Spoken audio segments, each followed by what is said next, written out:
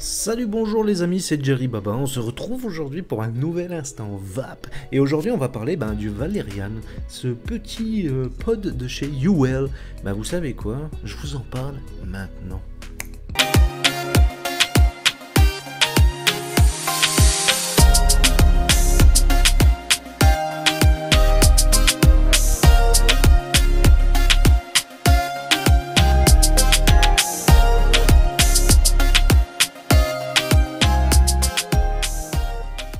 Alors les petits potes, les vapoteurs, bien le bonjour. Aujourd'hui on va parler du Valerian de chez UL. C'est un petit pod plutôt sexy à mourir et tout petit. Et oui, il est tout petit, tout sympa. Vous pouvez le claquer dans votre poche, dans un sac, peu importe. Mesdemoiselles, vous allez être comblés. Mais pour le coup, qu'est-ce qu'il nous apporte ce petit pod là?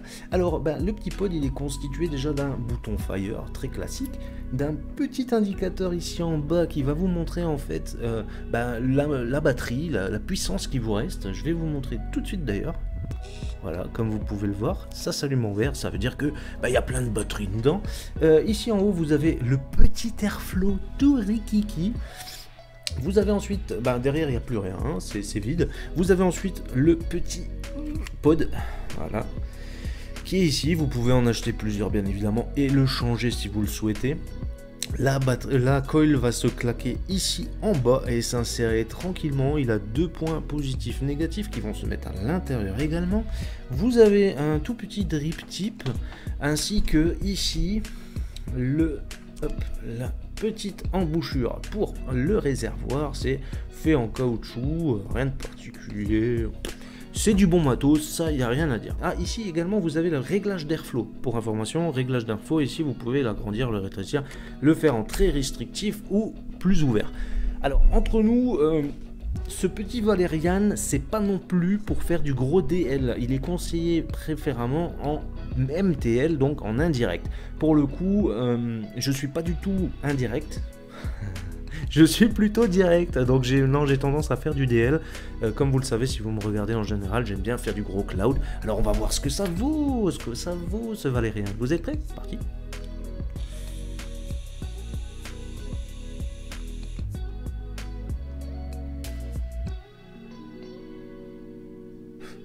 Alors on a une petite vapeur sympatoche, c'est pour une petite machine comme ça, c'est pas trop mal. On tourne sur des résistances entre 1 ohm et 0,6 ohm, celle-ci c'est une 0,6 ohm.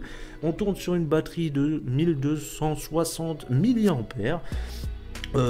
Ça peut monter jusqu'à 25 watts, donc en vrai c'est pas mal pour un petit engin pareil. L'autonomie, je vais pas vous mentir, en faisant du DL comme moi je le fais, en tirant assez fort dessus, vous allez tenir allez, environ je dirais 4 heures d'autonomie avant qu'elle commence à s'affaiblir.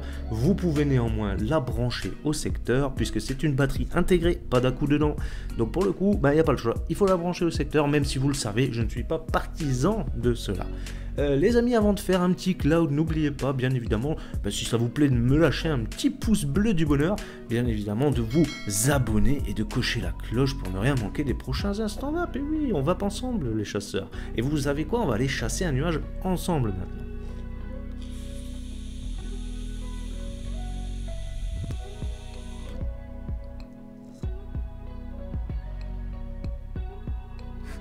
Ouais, en vérité, il faut tirer très longtemps.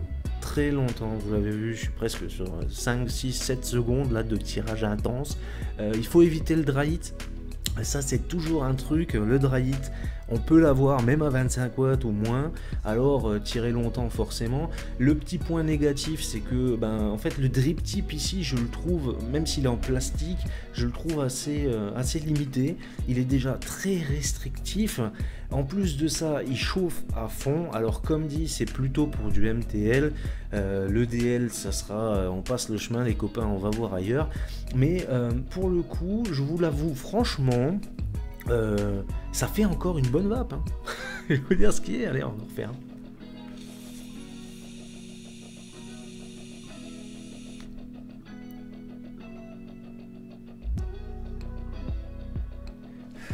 Alors ok, niveau saveur ça donne quoi? Niveau saveur on est limité. On est limité sur la saveur, c'est pas l'Amérique. Je le vape pour info actuellement sur le gros fruité. Le gros fruité qui est vraiment très bon en vérité. Qui est pas frais du tout. Il est fruité mais pas frais. Même je dirais même que c'est un liquide assez chaud quand même. Hein. C'est un jus assez chaud, mais pour autant, c'est très passable sur ce genre de matos. J'irais vous dire aussi que en fait, l'airflow qui se trouve ici, il est assez gênant. Tout simplement parce que moi j'ai tendance à y mettre le pouce et un peu trop haut. Et en fait, je le bouche et ça me refait un restrictif de malade. Pas cool du tout. Si vous avez envie que je vous fasse une petite vidéo MTL ou DL, ou les deux, pour vous expliquer les principes, dites-le moi en commentaire, ça m'intéresse. By the way, on va refaire un petit cloud les amis, histoire de voir encore un petit peu ce que ça peut sortir en vapeur et en saveur.